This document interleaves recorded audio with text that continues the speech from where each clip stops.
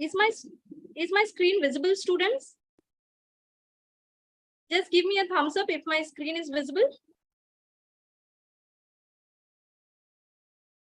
Okay, great.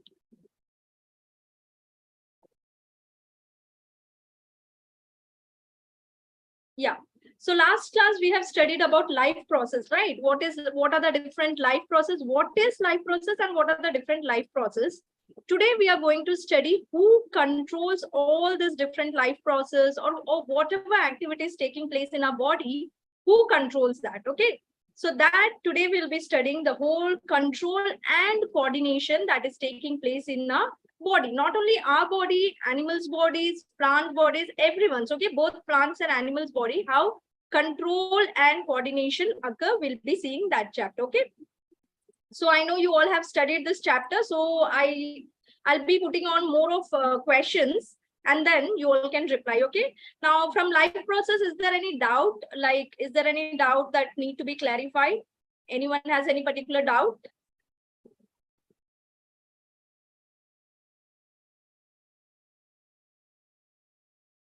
Okay, thank you.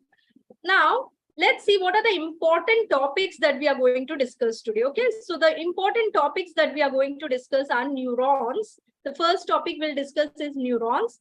Then we'll discuss what is reflex action and reflex arc. So neurons, when we discuss, we'll discuss how impulse travel in the neuron also. Okay. Then we'll discuss about reflex action, reflex arc, parts of the brain, hormones in animals, hormones in plants, and movement in animals. Okay, so after the class, I'll just tell all the important diagrams. Okay, in this chapter also, we will be having a lot of important diagrams. So in both the chapters, we'll discuss what are the important diagrams. Okay, like last time you all have seen in chapter 1, they have asked about stomatal structure. Okay, so one thing, stomatal structure can come. Another thing which can come is from excretion, that is nephron. Okay, the structure of nephron can come. Then structure of the heart. Okay, the important diagram, structure of the heart can be asked. So these are the major important diagram. We'll discuss it at the end. In this chapter also, that is in the current chapter also, there are many diagrams which are very important. Okay. So now these are the important points which we'll be discussing. First, let's start with neuron. Now you can see this is a basic structure of a single neuron. A single neuron is the longest cell in a human body. Okay. It is actually long compared to all other cells. Mostly if you see RBC, they are biconcave and all. Okay, but here the nerve cell is long. Either you can call it as nerve cell or you can call it as neuron. So one neuron is seen attached with other neuron in which help in communication. Okay, so if this is a neuron, so another neuron will be seen attached to one neuron. Okay, so when a signal comes to one neuron, it transfers it to the other neuron. So this is how the neurons are seen attached. Okay, so neuron, the nerve cells or neurons, when they compose, they form the nerve fibers. Many neurons together form the nerve fibers. Now we'll see each part of the neuron. Now there's branches. You can see the branches here. This whole structure is known as the cell body, which is the most important part. It has nucleus in it. So this structure is known as cell body. Now from the cell body, many small branches arises. Okay, many small branches arises. And that branches, we call it as dendrites. Okay, we call that branches as dendrites. And these are the dendrites which receives the impulses. The stimuli is received by these dendrites. Okay. So once these dendrites receive the stimuli, what they do, they send it to the dendrons. Now, what is the difference between a dendrite and a dendron? Can anyone tell me what is the difference between a dendrite and a dendron?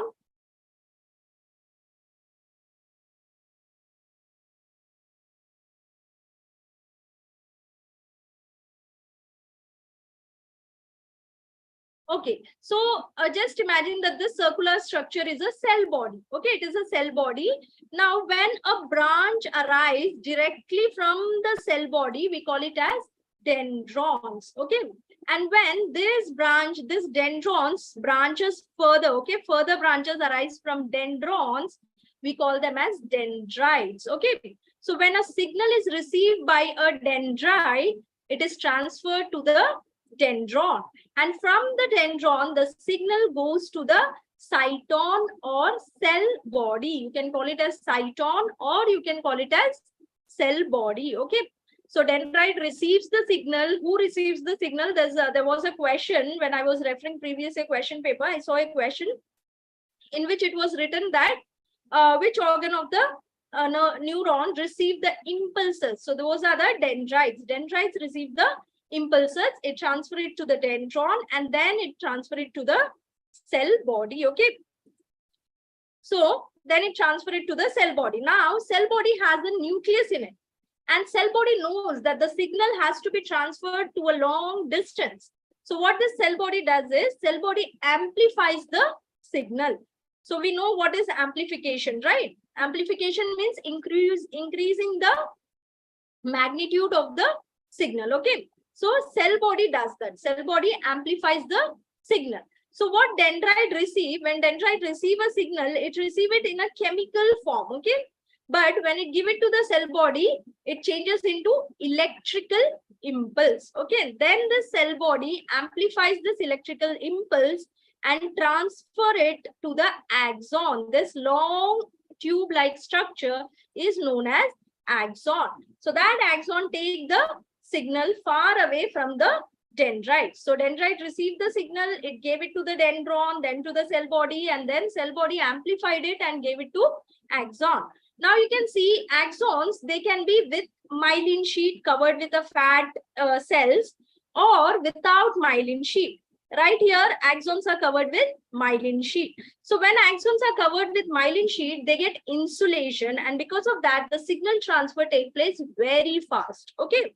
So wherever you see myelin sheet, they may ask question, what is the significance of myelin sheet? Okay. So what does myelin sheet do? Myelin sheet helps to act as an insulator and transfer the signal in a very fast manner. Okay. If there is an axon without myelin sheet, the signal transfer is little slow compared to the axon with myelin sheet. Okay. So now axon receives the signal and it transfer it to the axon terminals. These small knobs are known as axon terminal. And I have already told about myelin sheet. What is myelin sheet? Okay. They are fat cells. Okay.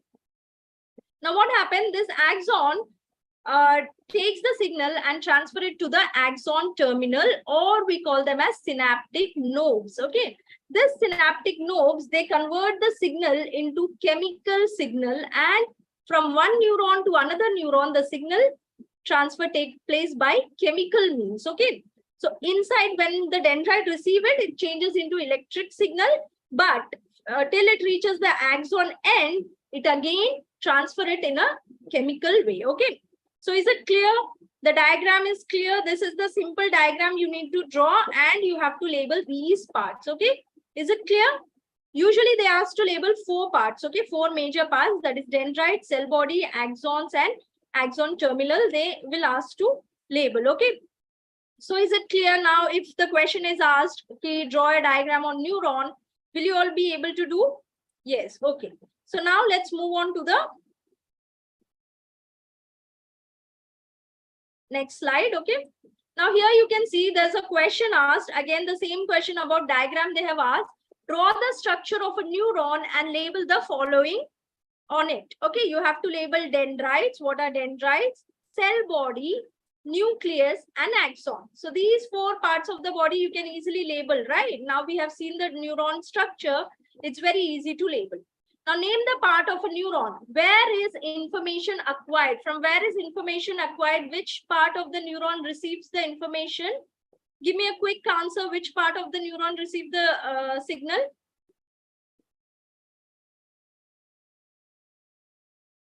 Yes, very good. The answers has come. They are dendrites. Okay, dendrites are the part of the neuron that receives the signal, through which information travel as an electrical impulse. Through which information travel as an electrical impulse. We have seen that when dendrite received the signal, it was a chemical impulse. Then it was changed into electric, and through which this electric signal that get transferred? Yes, through axon. Okay, so this question, if you just answer the simple question, you can easily get at least, okay, you will be getting 1 mark to draw the diagram, 1 mark to label it, okay, and then this 2 question, if you answer, you will get 4 marks complete, okay. Now, you can see here what happens is between two neurons, there is no physical contact, okay, no two neurons touch each other, okay, there's always a small gap in between them, okay. So now signal transfer, what happens, you can see here, this is one neuron and this is another neuron, okay. So between two neurons, there is always a gap. Okay, that gap we call it as synaptic cleft, which I think so it's not there in your textbook, so you don't have to remember that word. But this gap we call it as synaptic cleft. Now, can you tell me which part is axon and which part is dendrite in this? The top part is axon or the bottom part is axon? Can you just tell me? These are two neurons, okay? So which part will be axon and which part will be dendrite? See the arrows. If you see the arrows, you can easily decide which part is axon and which part is dendrite.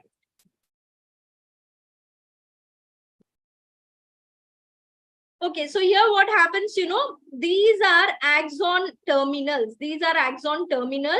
They have this neurotransmitters. We call them as neurotransmitter, which convert the electrical signal into chemical signal. So this axon terminal have neurotransmitter. They receives this signal, and what they do, they transfer this signal into the synaptic cleft. And from that synaptic cleft, the dendrites have this small receptors in them. And this neurotransmitters goes and binds to the receptors of the dendrites. So when they bind to the receptor of the dendrite, the signal again start flowing from the dendrite to the axon. So this is how the signal transfer take place. When it reaches here, it gives the signal to the dendrite. Again, here you'll be finding another dendrite. So this is how the signal transfer take place, and it take place in a very quick manner. Okay, it's very quick.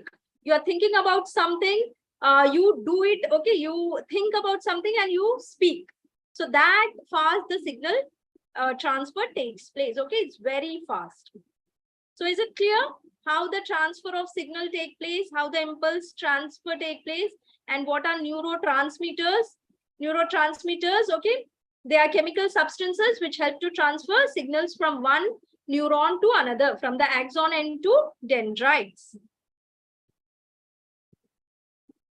Okay, so next we'll see what happens at the synapse between two neurons. What happens at the synapse between two neurons? Just now we have seen what happens.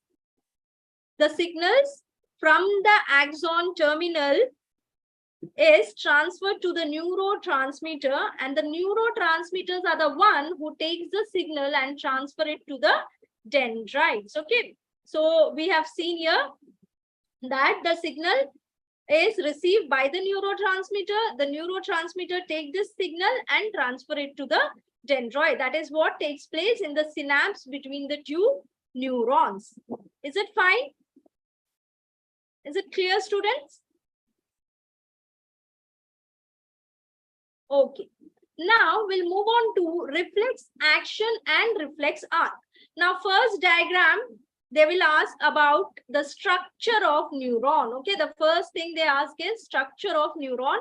So the first diagram in this chapter, you have to be thorough, is the structure of neuron. Okay, structure of neuron, it should be clear. Next, reflex action and reflex arc. Now, what is reflex action and what is reflex arc? We'll first understand a scenario. What happens when you just touch a hot iron or hot, iron box or something? What happens? We jerk our hand very fast, right? We take back our hand because when we touch a hot iron, the signal is received by the receptors present in our hands, okay, in our fingertips.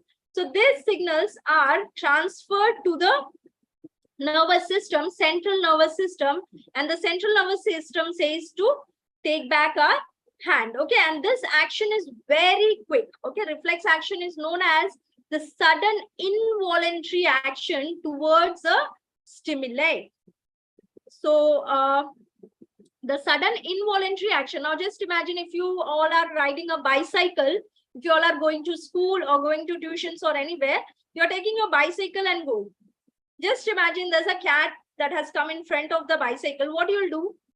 You'll apply the brake, right? It will be a sudden brake, but you will try to apply. So that take place involuntary, without our consciousness it occurs, okay?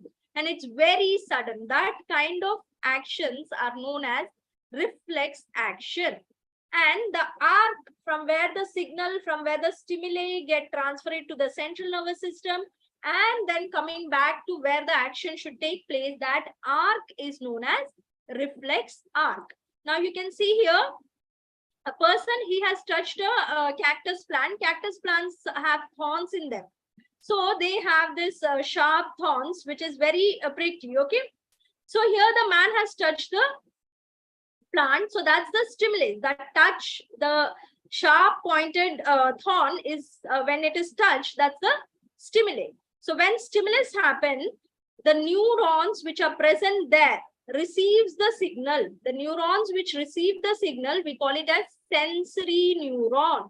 Okay, so they receives the signal and they transfer it to our spinal cord. It takes time. See, your hand is here, your spinal cord is just in the back of your vertebral column, right? Inside your vertebral column. So it's very easy for the hand to take the signal to the spinal cord instead of brain. So what happens? For the quick and sudden action, the signal is transferred to the spinal cord. So once the signal goes into the spinal cord, there are interneuron which interrupts the signal and decide what has to be done. Okay, so signal has gone from the sensory neuron, it went to the interneuron, and the interneuron is the one that decides which part of the body has to be reacted, okay, where the response should be there. So, and that thing is decided in the interneuron. Interneuron, what it does, it it interrupts the message, okay? So after interrupting the message, it sends the signal through motor neuron. It will not send it through sensory neuron now. It sends the signal through motor neuron to the region where the response should take place. Now the stimulus was in the fingertip, but the response cannot be in the fingertip. The response will be in the muscles, okay? So the muscles has to react there, okay? To just jerk back the hand, the muscle has to act there. So this arc is known as reflex arc. It starts with stimulus, it ends with response, okay? So one reflex arc starts with stimulus and ends with response. So stimulus, impulses, okay, which is received by sensory neurons, it goes into the interneuron, that is the spinal cord. From there, the spinal cord interrupts the message, give the response message to the motor neuron. Motor neuron goes to the effector organ where the response takes place. Okay, is it clear what is a reflex action and what is a reflex arc? Okay, so reflex action is different, reflex arc is different. Okay, reflex action says that it's a sudden involuntary action to a stimulus. Okay, sudden involuntary response to a stimulus, and reflex arc is the arc which you have to draw. Now, another diagram which is very important in this chapter is the reflex arc. So just what you need to do, you need to just mention, it can be in a flow chart also. It don't have to be in this, whatever is shown here, you know, you don't have to be drawing a hand or something, okay? Just write it: stimulus, sensory neuron, interneuron, motor neuron, effector, response, okay? So this is how you can complete a reflex arc. Now, I hope this is clear. Now, we'll move on to a few questions related to reflex arc. Define sensory neuron, interneuron, and motor neuron. So what are sensory neuron? What are sensory neuron? Sensory neurons are neurons which receives the stimuli, okay, which receives the stimuli and transfer it to the spinal cord, okay? So that is sensory neuron. And what are interneurons? Interneurons are neurons which receives the stimuli from sensory neuron and interrupts the message, transfer the response to the motor neuron. They are interneuron. And then motor neuron. Motor neuron are the one who receives the response message from the spinal cord and transfer it to the effector organ, okay, where the response should take place. So this is sensory neuron, interneuron, and motor neuron. Now next, define reflex action. Now quickly, everyone just give the definition of reflex action. So many times I have told you what is the reflex action. Just quickly give the definition. What is reflex action? I need just that words, okay? Those words are very important, which I have told you while just defining reflex action. So just give a quick answer. What is reflex action? Okay, very good. I got answers as means they are pouring down. Just everyone just respond to the answer. Okay, very good. So reflex actions are sudden involuntary. Okay, involuntary you have to write because that is not taking place with our consciousness. They're very involuntary. So sudden involuntary responses to a stimuli. Okay, to a stimuli, sudden involuntary responses are known as reflex action. Give one example. You can give any example. Touching a thorn, touching a hot object. Okay, or just as I told you, seeing an cat or anything in front. Okay, so though when you're riding or something, so these are the examples you can give. Okay, even when a sharp object is brought to near our eye, we blink our eye, right? So that is also a reflex action. Okay, even watering of mouth, when you hear about your favorite food, okay, like biryani or momos, whatever you hear, your mouth start watering. That is also a reflex action. Okay, show with the help of a flow diagram the path of the reflex action. So you can see that the question is asked here.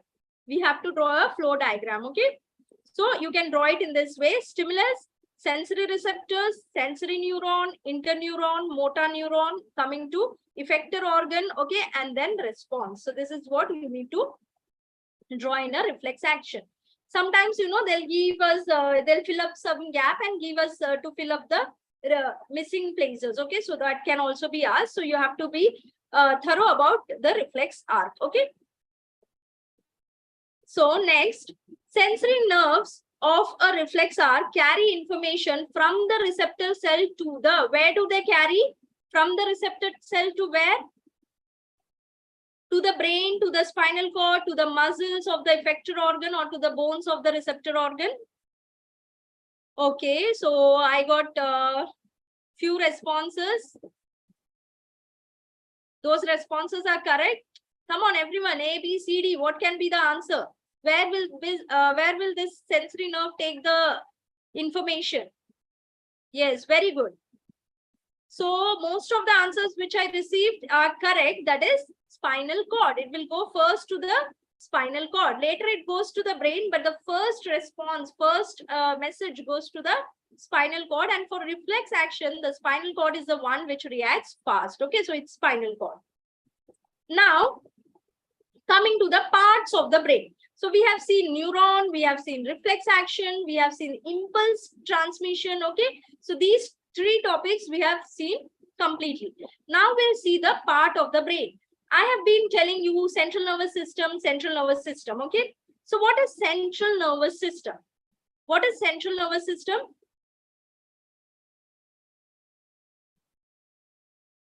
So here there are two terms which will be, which you'll be hearing. One is central nervous system and the other one is peripheral nervous system. Central nervous system is the one who receives the signal, who manipulates the signal, and then make us how to respond. Okay, that is the central nervous system. And peripheral nervous system is the one who carries the signal to the central nervous system. Okay, takes the signal to the central nervous system and takes back the messages from the central nervous system to different parts of the body. That is peripheral nervous system. So in central nervous system, two parts includes, one is brain and the other one is spinal cord. These two are the central nervous system. Okay, whereas the peripheral nervous system include all the nerves. Whatever nerves are there in a body, they are the peripheral nervous system. They are the one who receives the signal and bring it to the brain or the spinal cord. Okay, so right now we have studied sensory neuron and motor neuron. They are part of peripheral nervous system, whereas this interneuron is part of the central nervous system because it is inside the spinal cord or inside the brain. Okay, So parts of the body. So is it clear what is central nervous system, CNS, and what is PNS, peripheral nervous system? Just give me a thumbs up. Okay, very good. Now coming to the parts of the brain.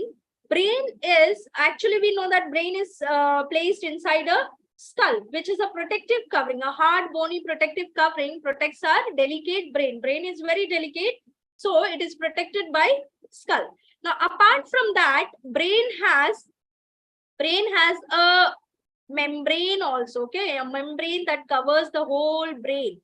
So that membrane is known as meninges, okay. This meninges cover the whole brain and it helps the brain from any shock or, okay, it absorbs all the electric shocks or whatever. Whenever you bang your head or some on a wall, or means, you know, suddenly we just unknowingly bang our head on a wall or on the door, this signals what happens from when we bang it, the electrical signals or the signal goes into the brain. So the meninges helps to absorb those signals. Those shock can be absorbed by this meninges, okay, and the brain is always protected because the shock is absorbed by the meninges. So it's a protective membrane found as a layer, okay, a thin layer. Now coming to the different parts of the brain is divided into three main parts, okay, forebrain, midbrain and hindbrain. So we'll start with the forebrain, then go to the midbrain and hindbrain. So forebrain, if you see, let's see the first structure of forebrain. Can you just tell me what all parts of the brain is included in forebrain? Can you just tell me what all parts of the brain is included in the forebrain? Okay, the parts which are included in the forebrain are the first one, cerebrum. That is the biggest one, okay. The biggest part is, it is divided into two hemispheres, okay. Right hemisphere and left hemisphere. So the cerebrum is the one which control all the voluntary activity. Thinking, reading, writing, memory, all these are controlled by cerebrum, okay. So I have got the responses, very good. So forebrain include cerebrum, first thing. Cerebrum is the largest part of the brain. The points you have to write is, cerebrum is the largest point of the brain. It controls most of the voluntary actions. Voluntary actions, I told you, memory, thinking, okay, reading, writing, all those things are controlled by cerebrum. Now the next things which is also a part of forebrain is thalamus. Thalamus, you can see that thalamus are the one which act as a relay center. Relay center means the signals which comes to the cerebrum first come to the thalamus, and thalamus is the one, okay, thalamus segregate all the signal and says, okay, this part of the cerebrum, the signal has to go, or that part. If the thinking signal has come, thalamus will be the one who will say, okay, you have to go to this part of the cerebrum. Or hearing signal has come, thalamus will direct it to the hearing lobe, okay. Cerebrum is divided into many lobes, so thalamus is the one who decide where to go. Similarly, when cerebrum gives the signal, thalamus is the one who decides in which part of the body it has to go. So it's a relay center, okay. So is it clear about thalamus? Is it clear? Now we'll move on to hypothalamus. Hypothalamus, they help to means whenever we feel hunger, thirst, those things are controlled by hypothalamus. The part of the brain that control our hunger, thirst is hypothalamus. Also, hypothalamus secrete a lot of hormones, which helps the pituitary gland to respond accordingly, okay. So these are the three parts. These three parts are the parts of a forebrain. Now next comes the midbrain.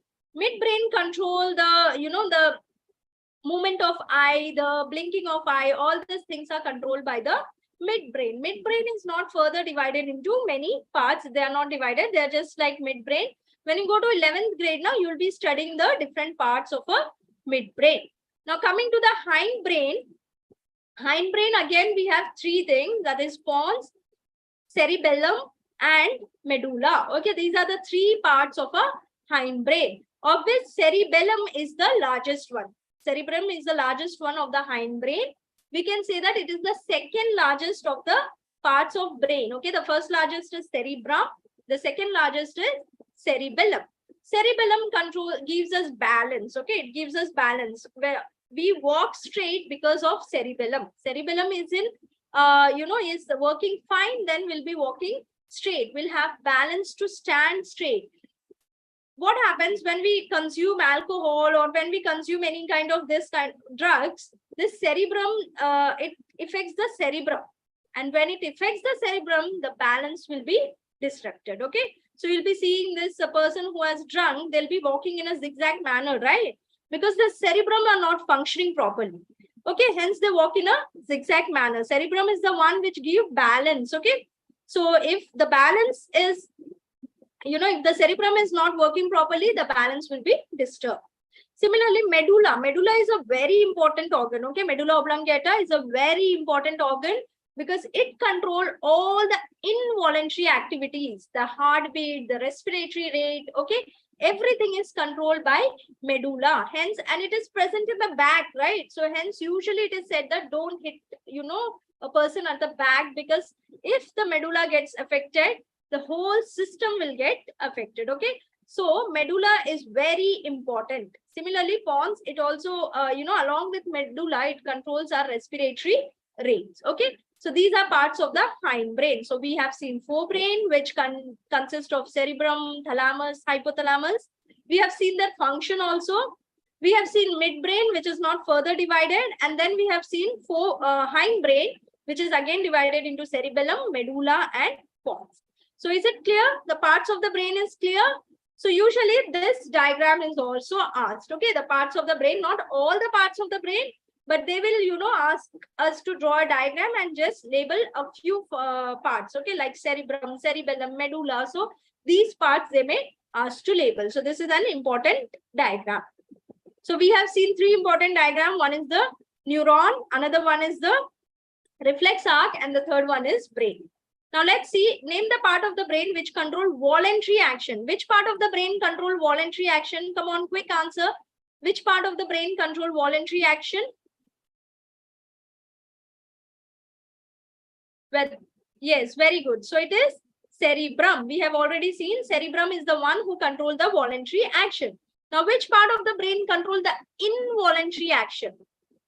Involuntary action, the major involuntary action. Very good. It is medulla. Medulla controls the involuntary action. Now, what is the significance of peripheral nervous system? I told you what is peripheral nervous system, right? PNS, if we call it in a short form. Okay. Peripheral nervous system, what is the function?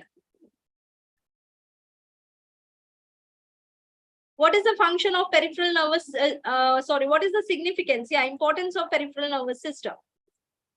Peripheral nervous systems are the one who connects, okay, who takes the signal from one part of the body to the central nervous system, okay, and it also brings the signal from the central nervous system to different parts of the body. They are the one who communicate between the brain and different parts of the body. Name the components of this nervous system. The components of this nervous systems are nerves, okay. The nerves fibers are the components of this nervous system, okay. So is it fine? Clear? So in your higher grades, you'll be learning about, sympathetic nervous system, parasympathetic nervous system, which are all part of peripheral nervous system. Now, how is brain protected from injury and shock? How is brain protected from injury and shock? Brain is protected by two protective coverings. Okay, one is the skull, cranium, we call it as cranium, and the other one is the membrane, which we call it as meninges. Okay, name two parts of the hind brain and state the function of each.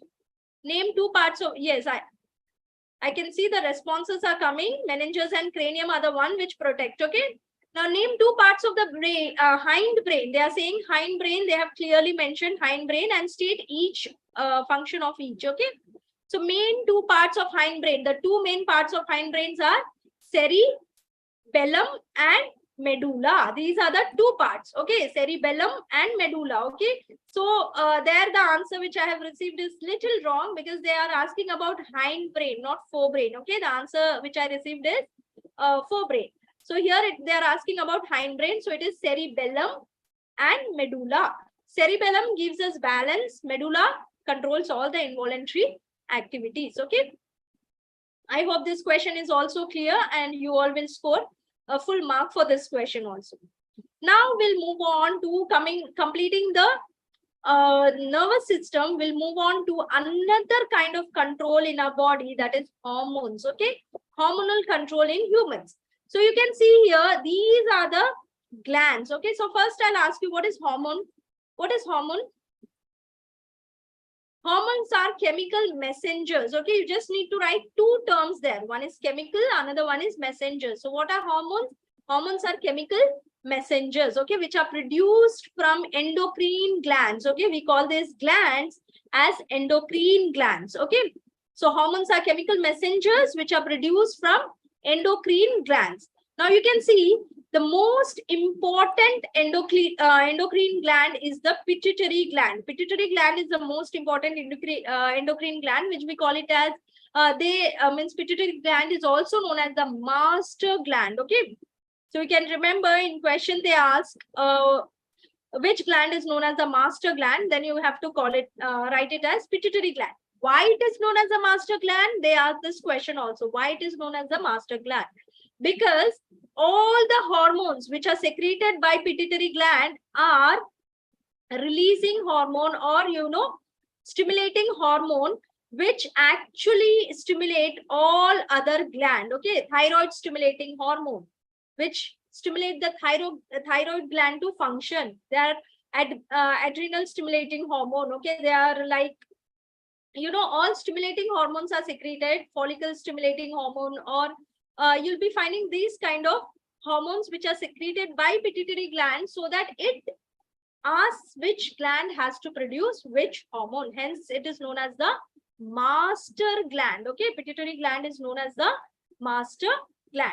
Okay, apart from that, pituitary gland also secrete growth hormone. Growth hormone is secreted by pituitary gland, which tells us what will be our height. Okay, what will be our height? Whether if the hormone is secreted in a proper normal amount, the height will be normal between 5 to 6 feet. Okay, if the hormone is secreted more than the normal amount, the height will be more. Okay, the person will be more than 6 feet, more than 7 feet actually.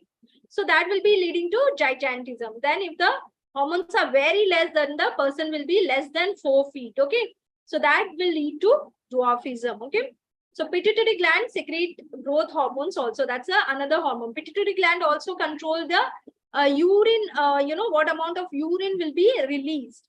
That is controlled by both hypothalamus and pituitary gland together. Then we have second gland, which is situated in our throat, that is the thyroid gland. Thyroid gland control the metabolic activity of our body.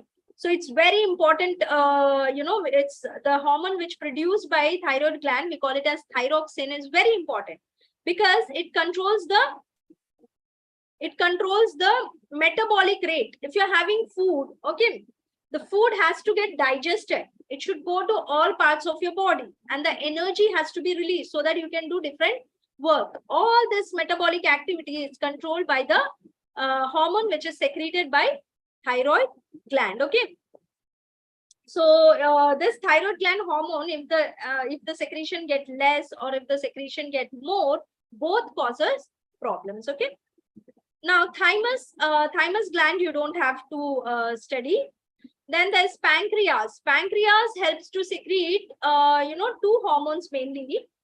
It helps to secrete 3, but you have only one hormone to study, that is insulin. So pancreas secrete insulin. Insulin is a very important hormone. It helps to reduce our blood sugar level. Okay, if the blood sugar level is not reduced, it leads to the condition called diabetes. Okay, so blood sugar level is reduced by insulin, which is secreted by pancreas, and pancreas are situated just below the stomach. We have seen in the chapter life process where pancreas are situated. And pancreas, there's one important thing about pancreas. They are known as endocrine as well as exocrine gland. Okay, they are known as both endocrine and exocrine gland because they secrete some enzymes which move through ducts. We have seen it moves through pancreatic duct. The pancreatic enzymes which they secrete, because they secrete enzyme, we call them as exocrine gland. And because they secrete hormone, we call them as endocrine gland also. So pancreas are the one which are endocrine as well as exocrine.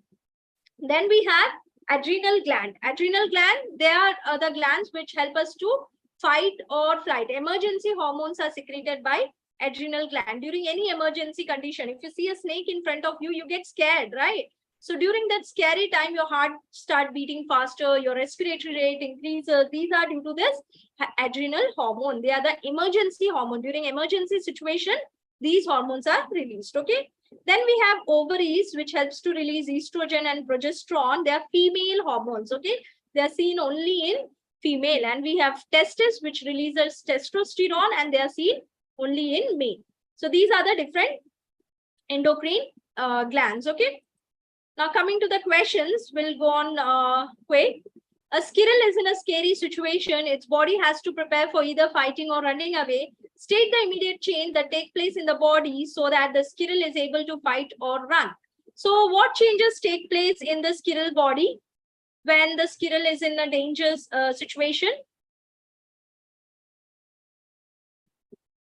Yes. So when the squirrel is in dangerous situation, the production of adrenaline take place, and the adrenaline, it increases respiratory rate, heartbeat rate, okay, and it actually gives signal to the brain whether we have to fight at that situation or we need to run, okay. So that is actually that response, or that action comes from the emergency hormone, which we call it as adrenaline. Now, why is chemical communication better than electrical impulses as a means of communication between cells in a multicellular organism? So usually it says that in lower organism, in unicellular organisms and all, you'll be finding there's no hormone. They're mostly electrical signal work. But in multicellular organism like humans, like other animals, chemical communication take place. So why it is so? Now, very simple, I would say you can note down. So chemical communication is much better because the chemicals, that is the hormones, can enter the cell directly. Okay, they have more contact inside the cell. Cell to cell contact take place. Okay, they can directly go into the cell, and inside the cell, they can actually convey the message what has to be conveyed. Okay, they can act accordingly going directly inside the cell. Hence, chemical communication is much better. Electrical communication cannot go inside the cell. They'll give the signal to one cell, and that one cell will transfer it to other cell. So that is how we have seen in neuron, right? So the signal goes to one neuron, then it get transferred to other neuron.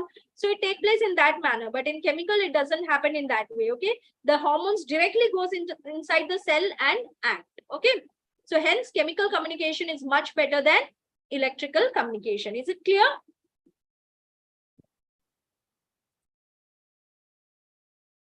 Okay, now we'll move on to the next question. Name the hormones in humans which regulate carbohydrate, protein, and fat metabolism in a body.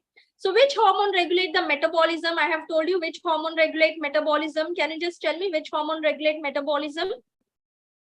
All the metabolic activities, that whether it should be fast or slow, who regulates it? Yes, the answer is right.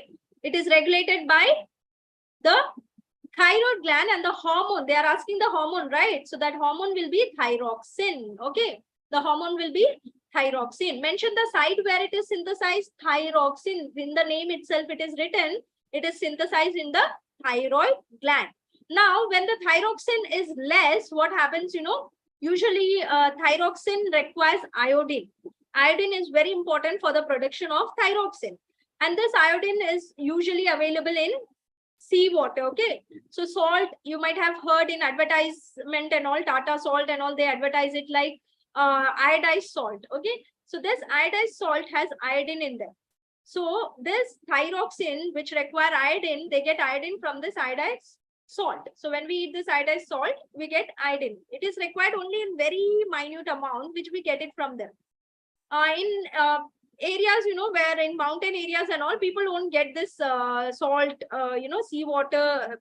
In coastal areas, it is very easily available in fishes and all. If we are non-vegetarian, then in fishes and all, we get a lot of iodine. But in mountain area, people living there, they have this deficiency, usually thyroxine deficiency, and which leads to the bulging of the neck. Okay, the thyroid gland actually bulges. Because of that, you can see swollen neck. Okay, that is known as Goiter. That condition is known as goiter. Okay. What is the cause of diabetes and how it is controlled? What is the cause of diabetes?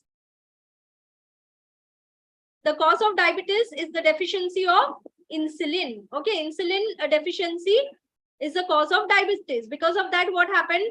The sugar level, blood sugar level increases. Usually, insulin is the one which reduces the blood sugar level. Okay, but if there is high amount of insulin, there is low amount of insulin, the blood sugar level increases. And how it can be controlled? It can be controlled by injecting insulin from outside source. Okay, we might have seen that in our home, one or the other person have this diabetes issue. Okay, usually our grandmothers or grandfathers will be suffering from this diabetes issue. Okay, I have seen in my family also, I have seen, people suffering from diabetes.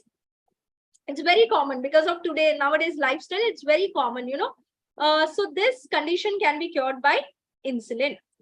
Now, which hormone is known as the emergency hormone? Which hormone is known as the emergency hormone?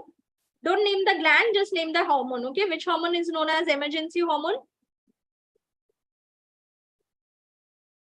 Yes, it is adrenaline. Very good. Okay, the responses are there. It is adrenaline. Adrenaline is the hormone which is emergency hormone.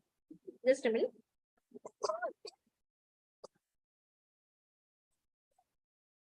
Okay, how it helps in coping during emergency?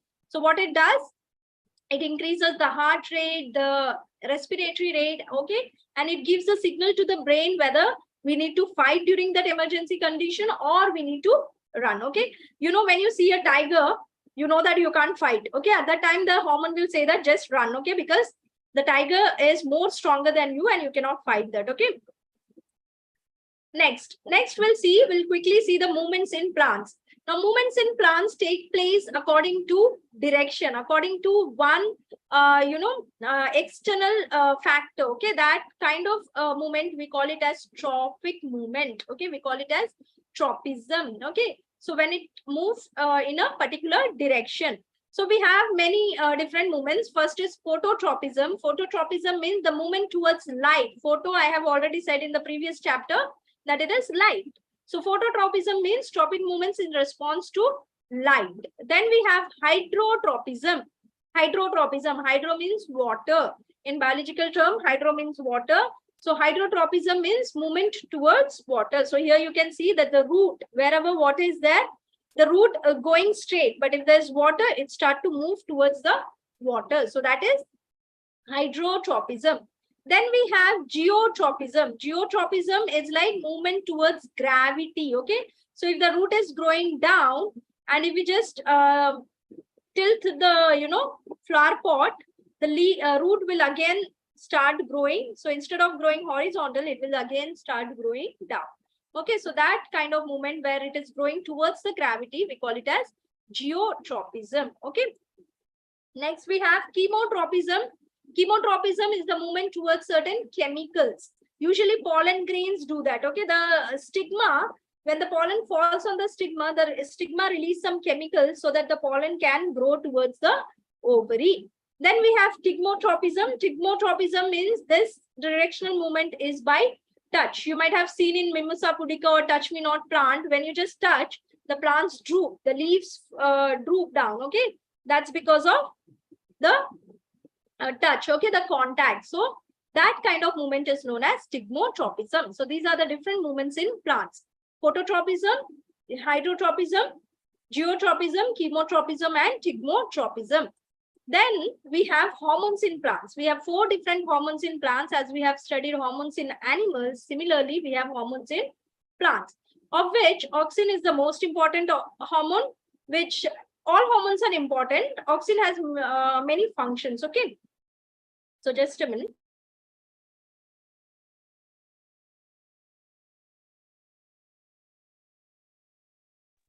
Okay, so auxins has many important functions. First thing, it is synthesized at the tip of the plant. Okay, it helps in cell elongation. You might have seen when a light falls, a plant bends towards the light. Okay, plant bends towards the light because of auxin.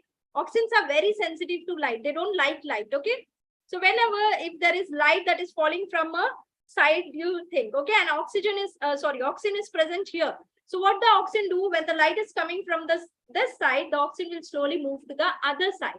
And wherever the auxin move, that side the cell elongates. Because the cell elongate in one side, the plant seems to bend towards the light. Okay. So auxin diffuses to the shady region. Auxin is very sensitive to light and it diffuses to the shady region. Helps in longer cell growth in darker area of the plant. So wherever light is not falling, it helps to elongate the cell growth. That is the function of auxin. Now cytokinin helps in cell division, because of which the plant height increases, girth increases, okay, due to the cell division.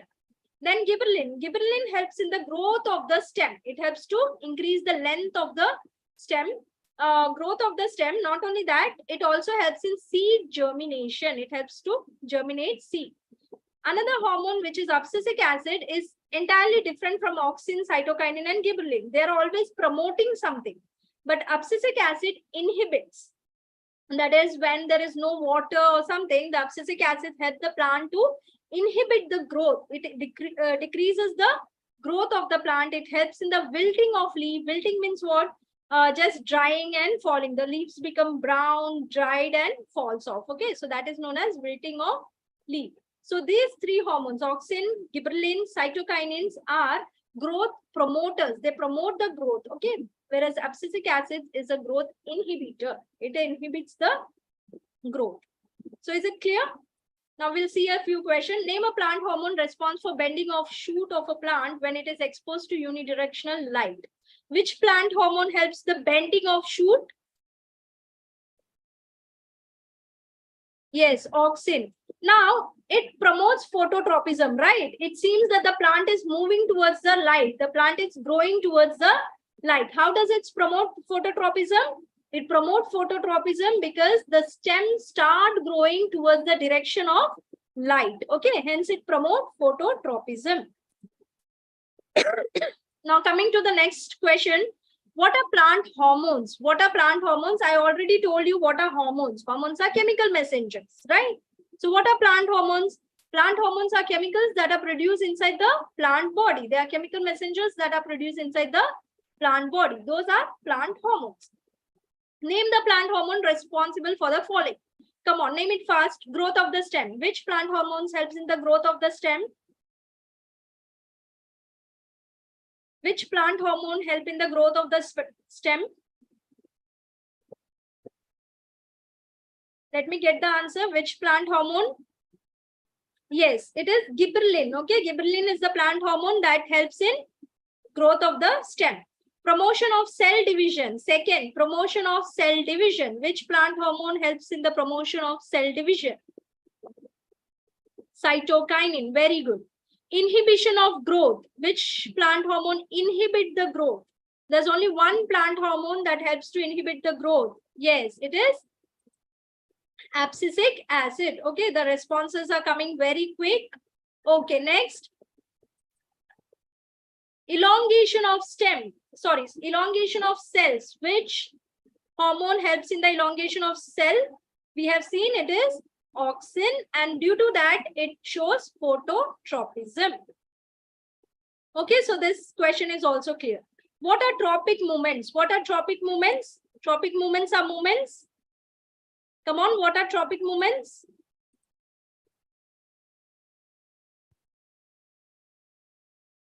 What are tropic movements? Just now I have told you, right? When we were discussing about the movements in plant, different movements in plant, I told you what are tropic movements.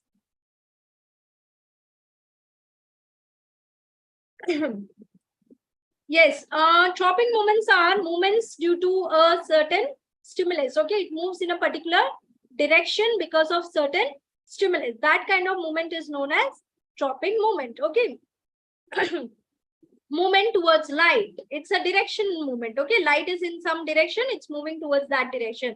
Movement towards gravity, that is also a directional movement. So these directional movements are known as tropic movements. Where is auxin synthesized in plants? Where is auxin synthesized in plants?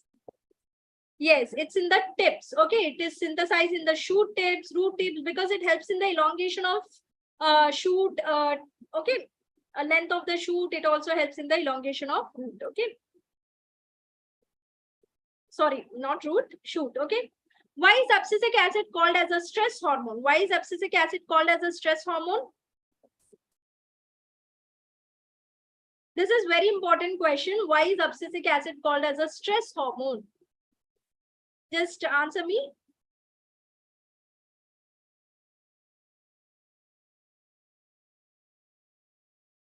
Okay, so abscisic acid, you know, I told you that it inhibits the growth, right?